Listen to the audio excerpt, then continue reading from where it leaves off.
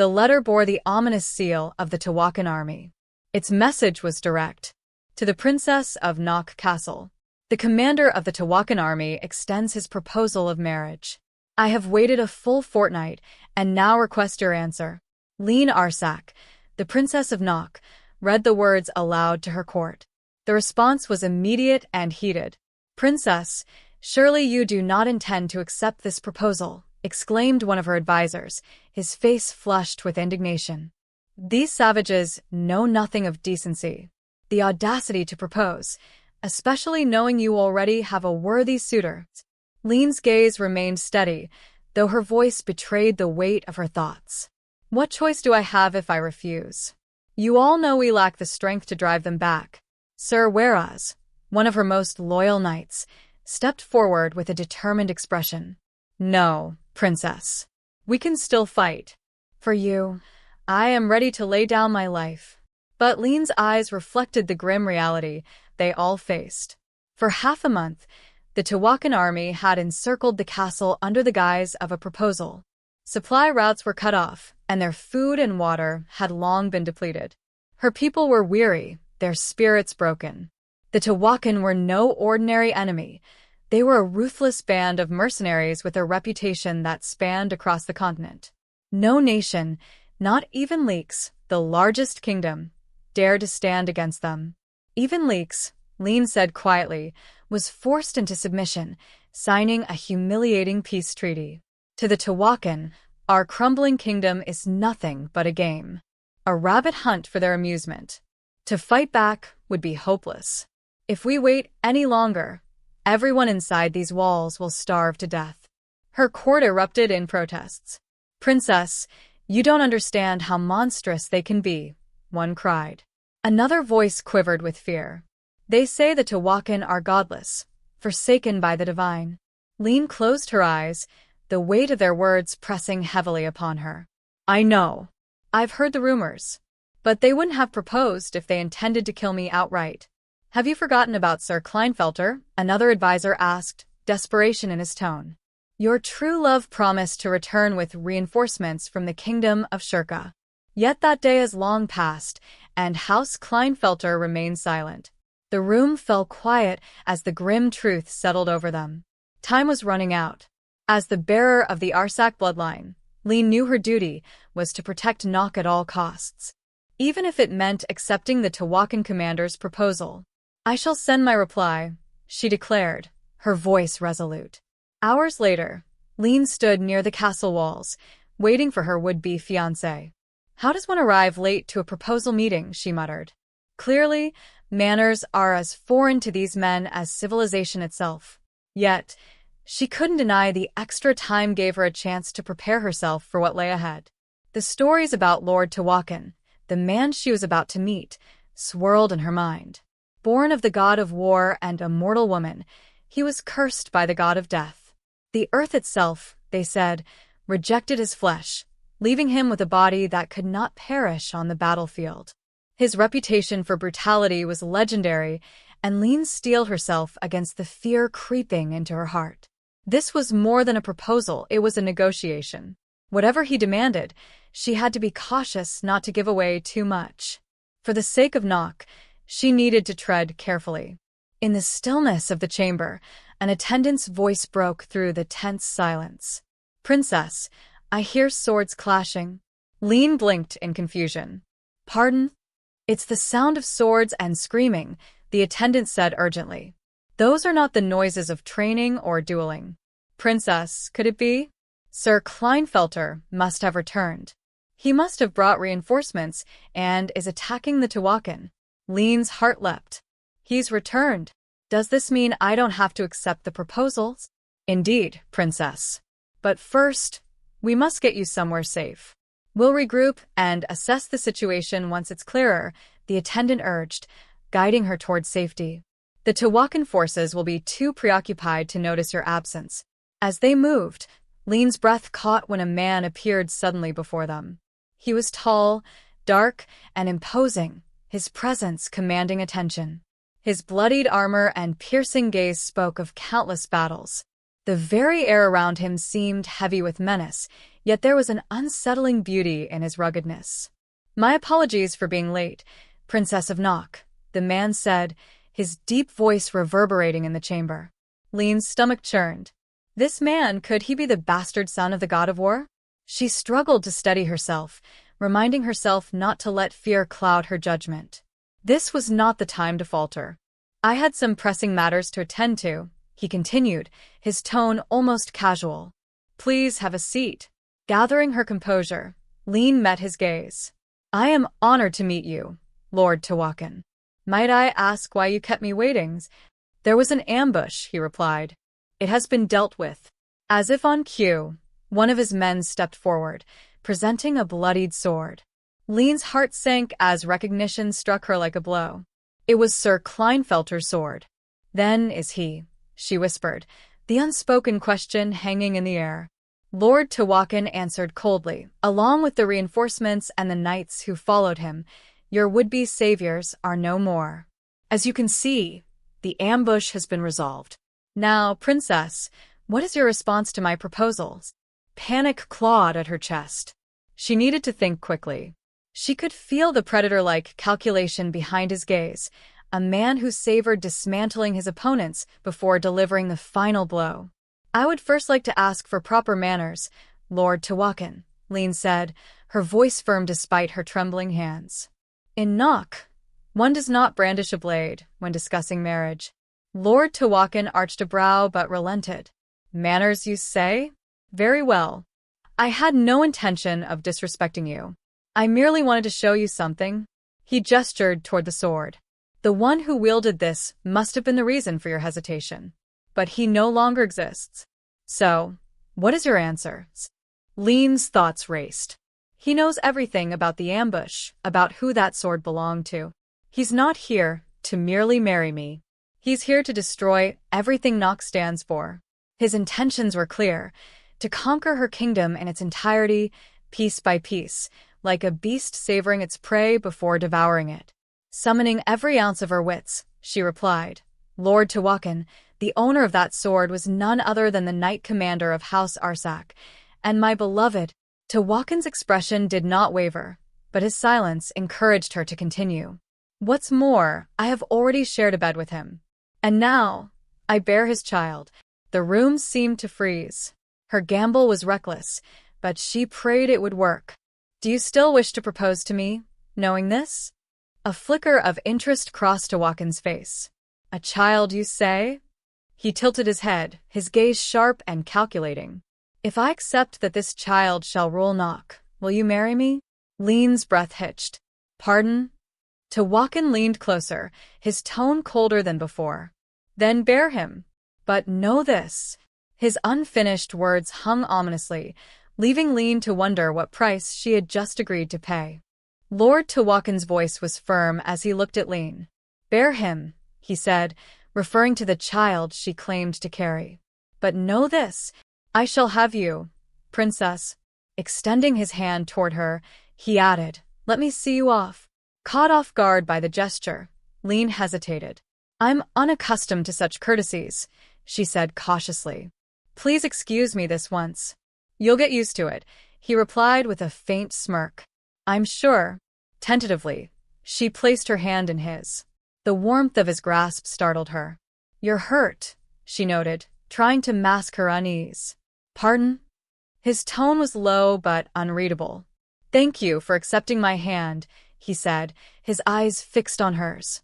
"Please continue to do so until you and I become familiar with one another."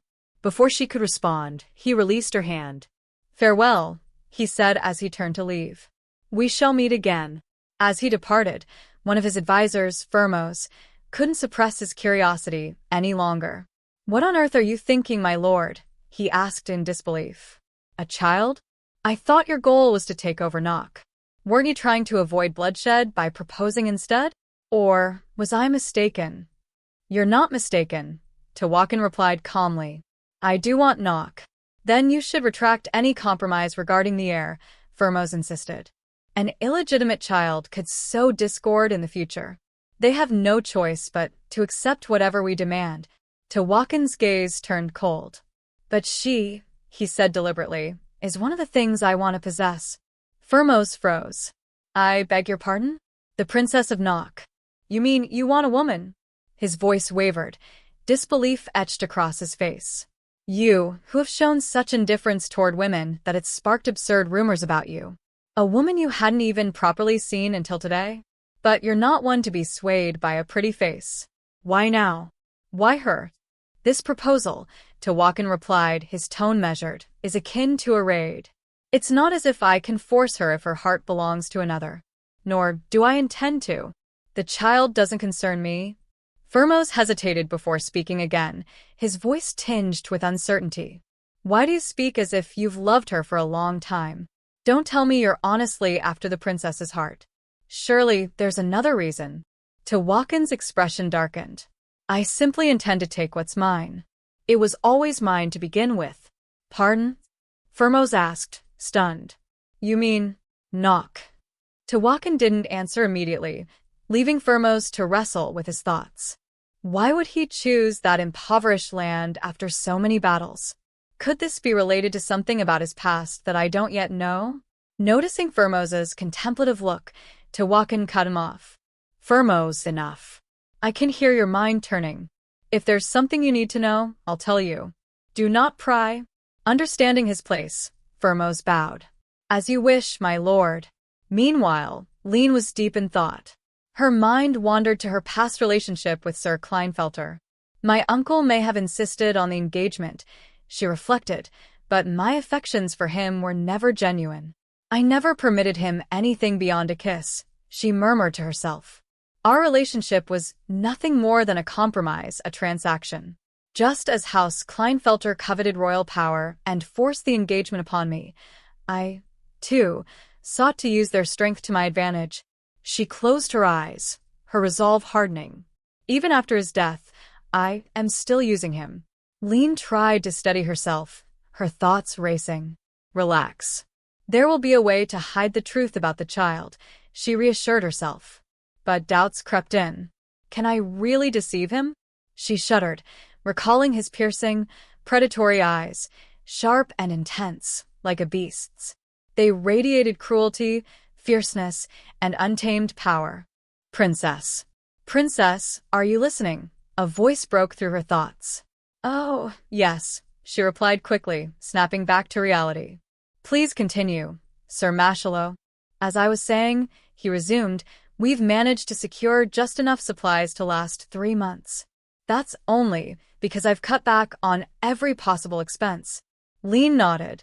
That's a relief. At least we'll manage to hold on for 3 months. Mashallow frowned. Princess, you must stop being so stubborn and raise the taxes. We can't keep scraping by like this. I won't add to my people's suffering, she said firmly.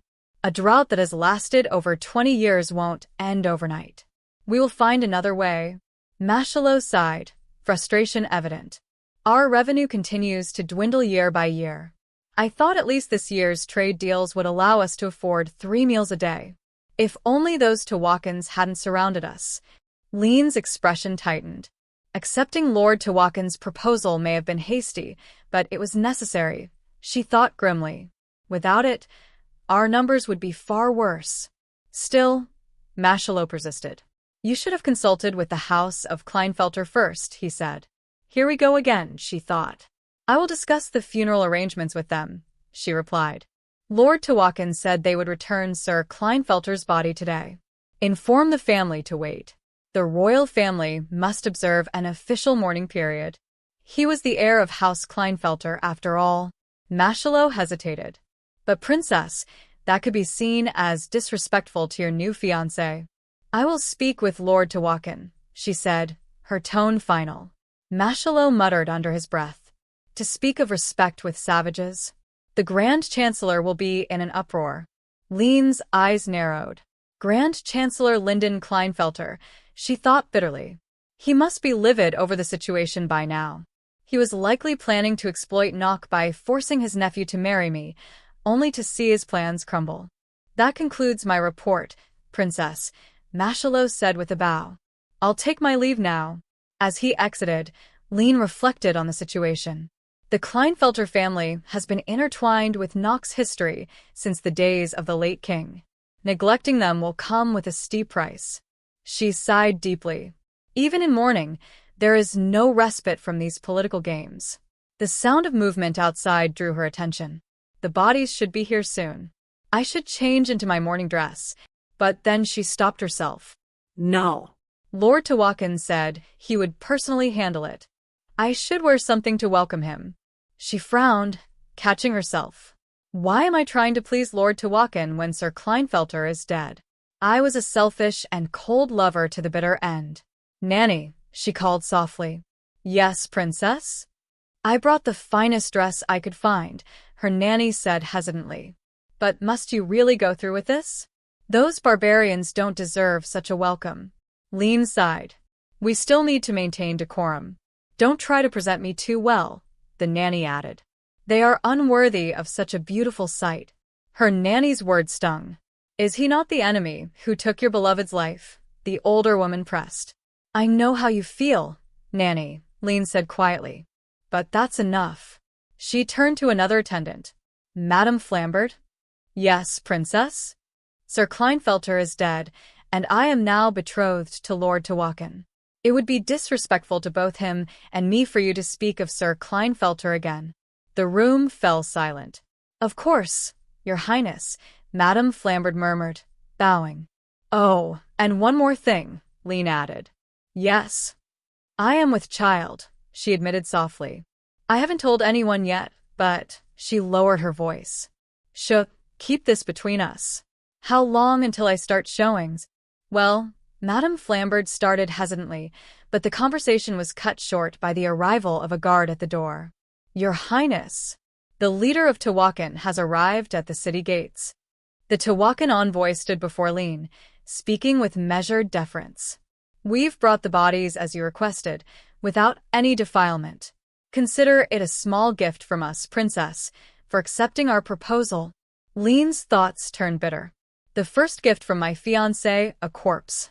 She maintained her composure, nodding gracefully. Thank you for returning them in such a dignified state, she said.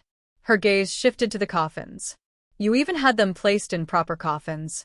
A day has passed now. The Tiwakan leader interjected. Let us discuss the wedding. Liene tilted her head slightly. And what is it you wish to discuss? I believe neither party gains from delaying the wedding, the leader explained. With winter approaching, the Tiwakan army seeks to break camp and secure shelter before the harsh season sets in. And for your Highness, it would be wise to hasten the marriage, for the sake of your child. The hall fell silent. What child? One of her attendants blurted out. But the princess never. She never slept with Sir Lafitte. All eyes turned to Liene. Princess, someone whispered in alarm. Whose child do you bear? The Tiwakan leader stepped forward with a steely calm. The child is mine, he declared. Gasps filled the room. What? Someone murmured. The child the princess carries will be raised as my own, he continued. And his claim to the throne will be safeguarded under my name. Liene's heart raced as she tried to process the implications. So that's what he meant, she thought, swallowing her anxiety. One of her attendants leaned closer, her voice trembling. Princess, what on earth have you? I know how reckless this seems, Liene admitted internally, struggling to maintain her poise. But I can't take things back now. Either I pretend to miscarry at the right time, or I actually bear his child. Her stomach churned at the thought. But that would mean I would have to. Her mind skittered away from the conclusion, but came back to it relentlessly. Sleep with him as soon as possible. Pretend I'm experienced. Endure the pain as if it isn't my first time. Her confidence faltered. He'll know. He'll catch on that there was never a child. Liene's voice broke through the tension. That is why the marriage must happen within the next fortnight. Any longer, and the truth will become impossible to conceal. A fortnight, one of her attendants exclaimed. That's far too soon. We wouldn't even have time to prepare the wedding gowns. The Tiwakan leader dismissed the concern with a wave. I will personally see to her wedding attire. The princess needn't lift a finger. However, if there's another reason for delaying the wedding, he fixed them with an unyielding stare. Now is the time to speak. The weight of his gaze chilled Liene. If he discovers the deception, who knows what he might do? She thought grimly. An advisor stepped forward hesitantly. The attire isn't the only issue. Nauk's finances are in dire straits due to the prolonged drought. We simply can't fund a wedding within 2 weeks. The Tiwakan leader's expression remained neutral. Is it money that's the issue? The room grew still, and Liene's advisor reluctantly nodded. Regrettably, yes. Without hesitation, the leader turned to his subordinate. Firmos?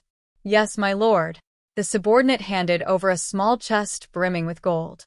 Take this, the leader said. Consider it your engagement gift. It's more fitting than the 6 coffins we delivered earlier. The princess's attendants stared in disbelief. What is all this? One murmured. Ignoring the shock, the leader continued. We will include in the marriage contract that the ruler over Nauk shall be guaranteed to the child the princess will bear. Furthermore, the Tiwakan army will pledge its loyalty to House Arsac, becoming its royal guard. The room erupted in murmurs of disbelief. Are you suggesting we hire your entire army as our royal guard? Someone asked incredulously. Surely even this gold won't cover the cost. Lord Tiwakan spoke with a tone of confidence as he addressed the gathering.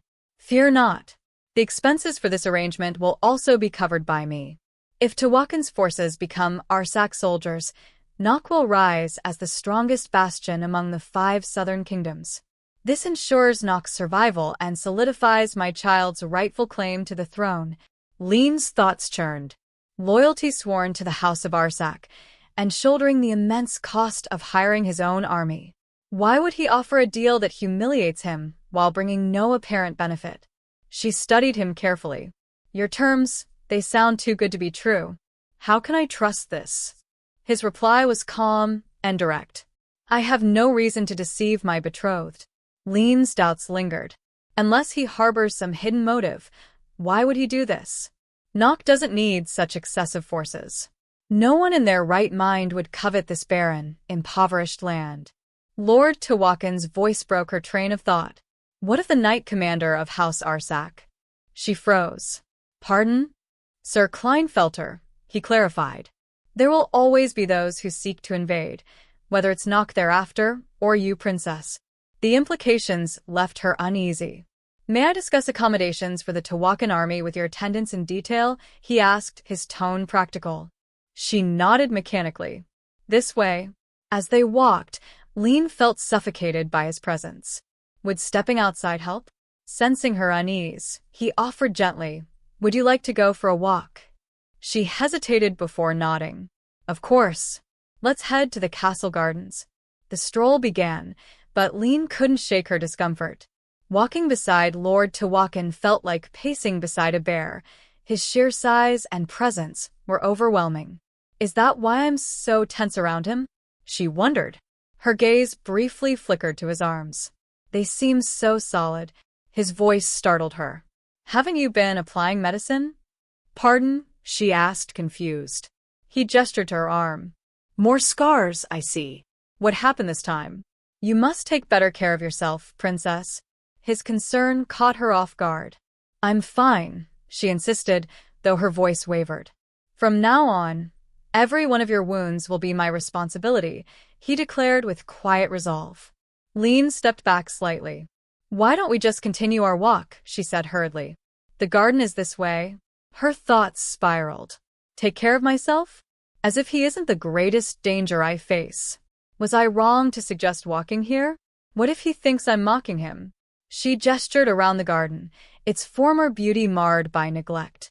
I heard this was once a beautiful garden, but now this is all Nauk can offer, she said softly, hoping he would see the futility of his efforts. Perhaps he'll realize this land isn't worth the trouble. Lord Tiwakan, however, remained composed. Is something wrong? He asked. No, she replied quickly, shaking her head. It's nothing. I'm only regretting asking for a stroll somewhere with so little to see. He glanced at her with a faint smile. I wouldn't say there's little to see. After all, you're here? Liene froze, her mind racing. Me? What does he mean by that? Is he saying it's bearable because I'm by his side? Or? The warmth in his words unsettled her, but but she felt her guard slip, just slightly. Well, if that's the case, then I suppose it's all right. Suddenly, he stepped closer, his expression sharp. Don't move. What? She whispered, startled. Before she could react further, he murmured firmly, Excuse me, princess. Lord Tiwakan staggered slightly as the commotion erupted around him. His men rushed to his side, concern etched into their faces. My lord, are you all right? Shouts filled the air as Nauk's guards took action. That way. Don't let him get away. Bring him back alive. Liene's heart raced, but she forced herself to remain composed. Stay calm. If I panic, he might think this was an ambush orchestrated by Nauk. She stepped closer, her voice steady despite the chaos. Let me help you. We should hurry inside. It'll be safer there. Tiwakan's gaze met hers, his expression unreadable. This attack, it has nothing to do with Nauk, she said quickly, her words tumbling out. I had no intention of causing you harm. Why would anyone risk the fate of this kingdom like this? He straightened, though she could see the strain in his movements. Let me help you up, she insisted, reaching out. You're the one trembling, he observed, his tone soft yet firm. As if you're the one about to collapse? She flinched at his words, but didn't argue. Let's walk back. Slowly, she urged. You were hit by an arrow? She asked, her voice rising in disbelief. Yes. His tone brooked no further questioning. Him? Hit by an arrow? The idea seemed absurd to her. You, my lord? Truly? That's enough, he interrupted. Be silent. Once inside, Liene guided him to a seat.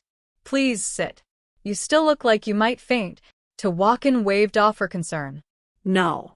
I'm quite all right. The attending physician entered and began examining the wound. The arrow missed any vital spots, so it isn't fatal. However, it's deep enough to cause significant pain. If it was poisoned, that could lead to more complications. Liene's breath hitched. Poison? A guard stepped forward. Nauk's forces are already pursuing the attacker. If poison was used, we'll secure an antidote swiftly. Tiwakan's voice was steady as he replied, The attacker will be caught soon, but uncovering who orchestrated this is the real issue. His gaze swept over the room. We've signed the accords. I would hope this arrow does not reflect Nauk's hidden intentions. The accusation ignited a spark of anger. What nonsense, exclaimed Sir Weraz. Are you implying Nauk lacks honor? Enough, Sir Weraz, Liene intervened. There may be those who oppose this union, but they do not represent the will of Nauk. We desire nothing but peace. Breaking the pact of this marriage is not our wish. Tiwakan nodded slowly. I see. Then, with your royal permission, may I assign my forces to investigate the mastermind behind this incident? What? Liene's knight commander protested. Nauk's guards are already handling the matter. Oh, I don't mean to undermine you, Tiwakan interrupted smoothly. But surely you understand it is also our duty to pursue the assassin. As sworn royal guards of House Arsac, we are bound to act. Liene's mind churned. So, this is how it will be from now on. My marriage to him, becoming a reality. Just days ago, she had been so determined to refuse his proposal. Taking a deep breath, she met his gaze. I will allow it, Your Highness, murmured one of her attendants, but she shook her head, signaling her decision was final. Tiwakan's men bowed and began organizing their efforts. He, however, seemed to finally relax, exhaustion overtaking him. Please get some rest, Liene said softly. He gave her a faint nod before falling into a fitful sleep. Liene sat quietly by Lord Tiwakan's bedside, watching the steady rise and fall of his chest. I owe him at least this much, she thought. The circumstances were precarious for them both. His fevered state would keep him unaware of her presence, but she couldn't leave him like this. She dipped the cloth into the bowl of water, wringing it out slowly. As she leaned closer, she noted his flushed face and the sheen of sweat. They weren't exaggerating about his fever, she realized. Though he had appeared calm despite the injury, she now understood it wasn't because he was fine. Perhaps he was simply accustomed to enduring pain, like someone who had faced countless wounds before. A servant handed her a fresh cloth. "Madam, please use this to wipe his sweat." Madame Flambard, standing nearby, hesitated before speaking. "Your Highness, how could you agree to marry a man you can't even bear to touch?" Liene stiffened but kept her voice even. "Madame Flambard, choose your words carefully. We are not alone. The Tiwakan guards are just outside." Her hand paused briefly as she took the cloth. "And it's not that I can't bear to touch him." She brushed past Madame Flambard's lingering judgment and began wiping Tiwakan's brow herself. "Hand me the cloth." "I'll do it." The older woman stepped back. "Then I'll fetch more water, Your Highness." Alone now, Liene continued tending to him. Her fingers moved hesitantly, unsure of the conflicting feelings bubbling inside her. "I do find it unpleasant, touching him feels uncomfortable. And yet, there was something different about this moment. It's not revulsion, no. I don't hate him." But even as she told herself this, a deeper voice inside her argued otherwise. "But I do. I hate him, don't I?" She sighed softly, brushing the thought away. "Why does he make me feel this way?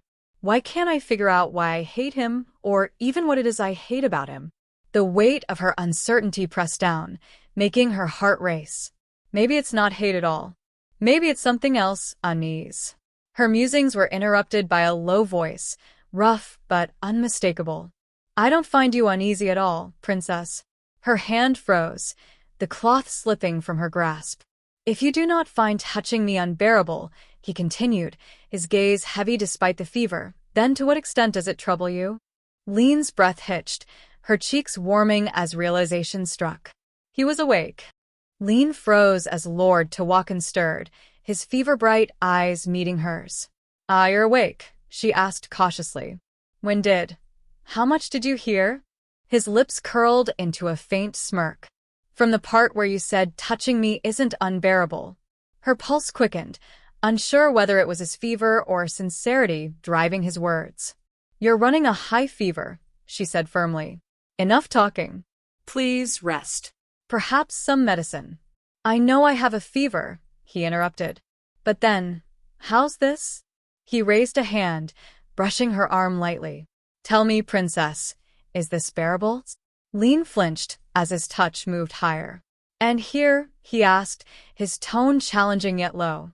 "Could you bear this much?" "That's enough," she snapped, pulling away. "How much do you expect me to bear? You asked me to accept your proposal while I'm forced to bid my lover farewell.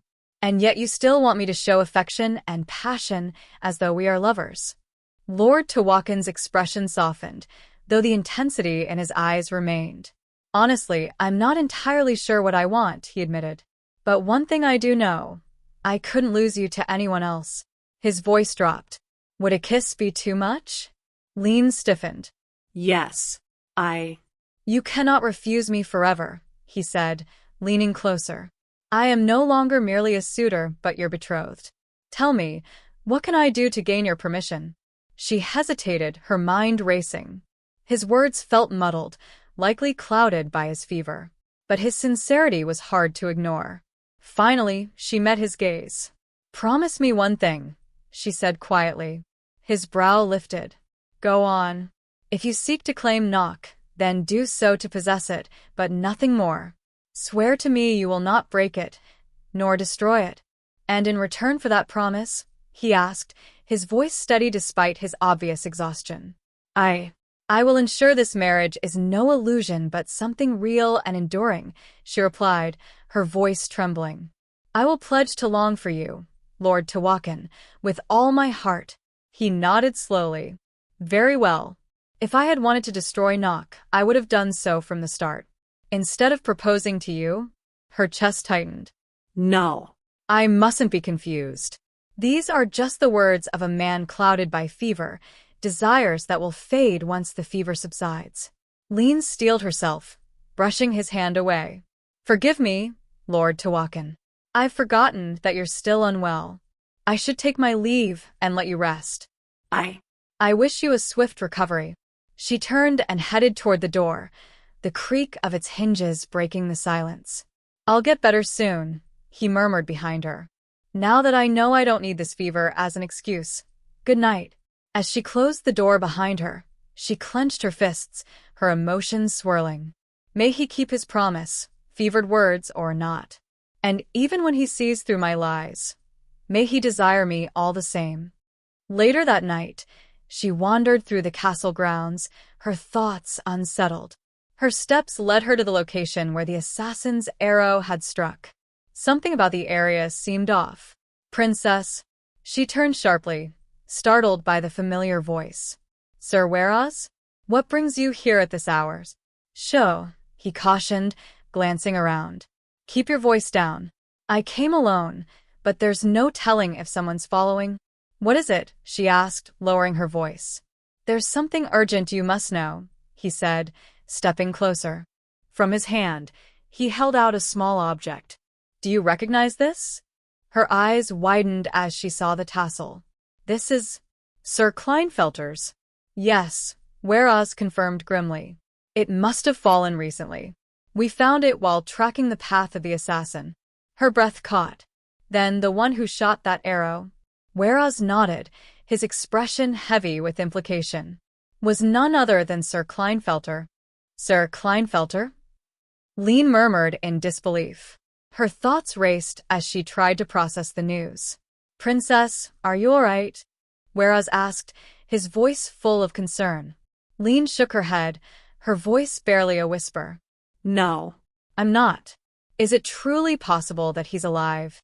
We can't be certain, Whereas replied, his tone cautious. It's possible someone else used Sir Kleinfelter's bow. Liene's gaze fell on the coffin nearby. No one's opened it yet, right? I must see for myself. The body inside the coffin wore Sir Kleinfelter's helmet, but Liene immediately recognized something was off. It's not him, she said, the words cold in her mouth. Whereas nodded. The arrow from earlier, he's alive. And it seems he plans to fight from the shadows. It does seem that way, Liene agreed. He may be hiding under the protection of his uncle, the Grand Chancellor. At least that would ensure his safety. Princess, Whereas suggested, perhaps we should discreetly send a letter. Liene was interrupted as another voice cut through the tension. Well, if it isn't the princess herself. What brings you here? She turned, her gaze narrowing as she saw the familiar figure of Lord Tiwakan. It seems you were here, inspecting the body, he continued, his tone tinged with amusement. How odd. I seem to recall that Nauk customs refrain from viewing the deceased before their funeral. Or, am I mistaken? Liene stood tall, answering calmly, I was merely bidding him farewell. The funeral begins tomorrow, and this was my only chance. She met his eyes, her voice steady. Lord Tiwakan and I have pledged to make our marriage sincere and true. I thought it proper to say my last goodbye. Lord Tiwakan's eyebrows rose slightly. Do you mean to say that this man was your lover, and you required some private time to part ways? Liene's gaze didn't falter. Yes. Is there a problem? Not at all, Tiwakan replied with a smile that didn't reach his eyes. I'll make sure to relay this to his lordship. He turned to leave, his voice casual. I hope your search yields some progress tonight. Liene stood in silence for a moment before responding softly. Thank you, your highness. If you're being sincere, that is, if only he'd fall for my excuse. After Tiwakan left, Whereas spoke up. Princess, what do you plan to do from here? I mean, your marriage? Liene's heart was heavy with the decision before her. I must choose, she said, her voice strained. Whether to trust in a lover's devotion or in the fevered passion of another. She paused, her thoughts tumultuous. House Kleinfelter will stop at nothing to protect their heir, and Tiwakan will try everything to destroy him. Should I honor a loyal heart and face ruin, or must I submit to Tiwakan and secure Nauk's future? We must act quickly, Whereas urged. Liene looked up, determination in her eyes. Pardon? Contacting the bereaved families, he clarified. It's only proper to notify them of the passing and discuss the funeral arrangements. Liene nodded. Please inform them I wish to speak with them directly. Understood, Whereas replied, bowing slightly.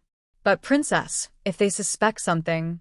They're lying, she interrupted sharply. Whereas frowned, sensing the weight of her words. The one who died wasn't the Knight Commander of Arsac, was it? The armor didn't match the commander's helmet. It looked like it had been swapped in haste to make it appear like him. Liene's gaze hardened as she looked toward the door. Of course. You were already aware of all this, weren't you, my lord? Whereas nodded. So, he may have slipped back into the castle after all. I'd thought he'd fled far away after sacrificing his men, but it seems he's more foolish than I'd expected. Liene's voice was low but resolute. It's over, whereas. He met her gaze. Perhaps, in his mind, it's Nauk that's over, but not his relationship with the princess. Are you saying he's planning to elope with the princess? The man asked, his voice full of disbelief. Persuading her won't be an easy task, his companion replied. After all, Princess Liene has a heavy sense of duty to Nauk. Nauk, the first man muttered, pondering the situation. Do you believe that Arrow was really his doings? Since he's the Knight Commander of Arsac, he'd know his way around a bow, came the reply. But you, my lord, are not one to be hit easily. Surely you couldn't have allowed the arrow to strike you on purpose. The first man scowled. Did you really have to go that far? I understand it speeds up the conquest of Nauk, but still, the recovery will be no small task. Never expected her lover to be so shameless, the second man murmured, almost to himself. Pardon, the first man snapped, his patience wearing thin. He could have hit the princess, not me, the second man replied. The first man seemed momentarily perplexed. Is he upset over the princess almost getting hit by the arrow? Didn't he say just a few days ago that he only wanted to claim her? Or has he had a change of heart? The second man chuckled darkly. No. Of course, his lordship would never. I suppose it's because the princess still has her uses, right? That could prove inconvenient, the first man noted. Not much of an inconvenience, but still, the second man trailed off. It seems the princess thought he was dead until she saw the body. But we cannot rule out the possibility of her betrayal. The first man's expression hardened. Would it not be better to uproot House Kleinfelter entirely before he attempts to contact the princess? The second man nodded thoughtfully. Promise me that you'll possess Nauk, but nothing more. And in return, I shall pledge to long for you, Lord Tiwakan, with all my heart, the first man said with a bitter smile. Let them be. Soon enough, we'll know of the princess's intentions, the second man murmured. Understood, the first man replied with a deep sigh. But I will keep watch and expand the search within the castle walls. Be discreet, he added firmly. Yes, my lord, the second man affirmed. The first man's gaze darkened as he thought of the situation. To think that wretch was her lover. I should have just killed him. Princess Liene couldn't help but feel uncomfortable as her dress clung to her legs. Is it because I've lost weight? She wondered, noticing how the fabric no longer fit properly. She grimaced at the thought of having morning clothes tailored again. At this rate, I'll soon run out of things that fit. She glanced at herself in the mirror, anxiety creeping in. If he saw how shabby I look now, would he lose interest in me? She paused, realizing the absurdity of the thought. What am I even thinking? It's not like he was attracted to me for my looks in the first place. Her mind returned to Sir Kleinfelter's apparent survival. Given the situation, will I be able to face Lord Tiwakan without it showing? Will he recall our heated night and the promises we made? Her heart raced at the thought of the remnants of last night lingering in her, unsure how to act in front of him. I can't keep avoiding him forever. I can't make any mistakes. I need to keep it together. A knock on the door interrupted her thoughts. Good morning. Are you awake? She let out a relieved sigh when she realized it was him. Looks like he's still asleep. I'll just leave this by the door, she thought as she set the meal down. But then, there was another knock, and she heard his voice again. Did I startle you? She hesitated but replied quickly, oh. And no. You needn't come out. But he insisted, and soon he appeared concerned. I just came to help with your meal, since your arm might be bothering you. Let me carry this. No, let me, she protested, but he wouldn't budge. It's fine. It's not heavy, he insisted. It's not the issue. You injured your shoulder, she responded firmly.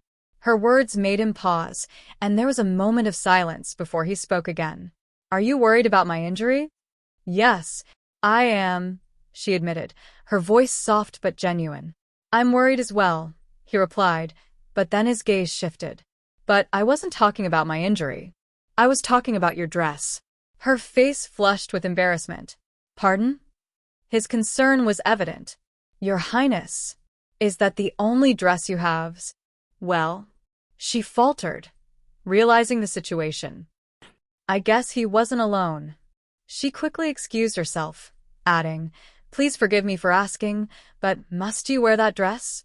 I'm worried about your dress, he said, his voice gentle but insistent. Her embarrassment grew. Is it because it looks too big on me? But that was rude of him to criticize, she muttered under her breath, a bit flustered. He responded almost defensively, that guy's only half-dressed himself. Even if it's due to his injury, the dress is a bit large. But please understand, there was no time to make new mourning clothes. In Nauk, we must wear black until the funeral is over. His eyes widened in surprise. Excuse me? You're planning on wearing that for the next 3 days? She was taken aback by his bluntness. Is there an issue with my mourning attire? She asked, her tone defensive. Is it inappropriate by Tiwakan standards? There was a pause, and the man seemed to look at her more carefully. It doesn't seem like she purposely dressed this way, and it's not like his lordship is easily swayed by beauty, he thought to himself. But still, even I think this is a bit too much. He cleared his throat. It's just, it may be inappropriate for his lordship to see. Shut up, she snapped, irritated. If my dress bothers you so much, then don't look. Either close your eyes, or leave. Her words were firm, and she turned away. Let's hope the funeral doesn't take too long. He bowed respectfully. My apologies, Your Highness. Please take care of his lordship. Princess Liene stared at her reflection, feeling self-conscious about her appearance. Is this dress really that bad? She wondered, her thoughts drifting as she tugged at the fabric. I didn't want to look shabby. Maybe if I gained a little weight, it would fit better. She quickly dismissed the thought. Crazy. Why would I gain weight? Why would I want to look nice for that man? Her mind shifted to Lord Tiwakan. He's the one who shattered the peace of Nauk. Not that our peace was going to last much longer, but still. She shook her head, trying to push the thoughts aside. The servant's voice broke through her musings. Would you prefer to eat first, or shall I tend to your wound? I'd like a change of bandages first, she replied, her mind still swirling. As she turned her attention to Lord Tiwakan, she noted his condition. His fever's almost gone, she observed, and his eyes are as sharp as they used to be, but his expression remains unreadable, like a statue. His gaze is as cold as ever. It's as if the flames of last night never existed, even our promises and our memories. She carefully began unwrapping the bandages, noting their cleanliness. These seem fresh, as if they were just changed. Lord Tiwakan, she said, looking up at him, it seems there's no need to rewrap these. Did you perhaps already apply fresh medicine? He remained silent for a moment before speaking. Please change them anyway, unless it has become unbearable for you to touch me again. Liene's heart skipped a beat. Oh, she thought. He remembers. She recalled how he seemed to have taken her side earlier. If that wasn't just my imagination, I'll change your bandages then. As she carefully tended to him, her thoughts raced. If he really does remember, does that mean he intends to keep his promise? As will I. She couldn't help but feel a sense of confusion. This is all so strange. He's asking me to change his bandages that already look new. And here I am, changing them for him anyway. She glanced at him, her emotions conflicted. Touching him doesn't bother me. Liene, she whispered to herself, her hands trembling slightly as she continued to tend to his wound. Just hold on a little longer. My Liene,